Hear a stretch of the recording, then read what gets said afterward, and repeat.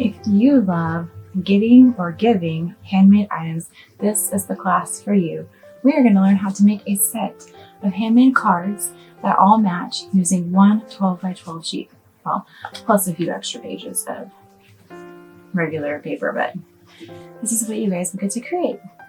So in this class, you will learn how to create the sentiments, different embellishments, different card techniques. I have an entire page of card techniques.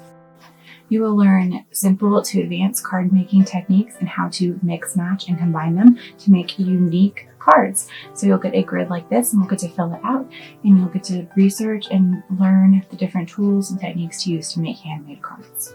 Trust me, you don't need to break the bank to make cards. For the longest time, I just used scissors and glue. If you've got these lying around plus some paper, you are good to go.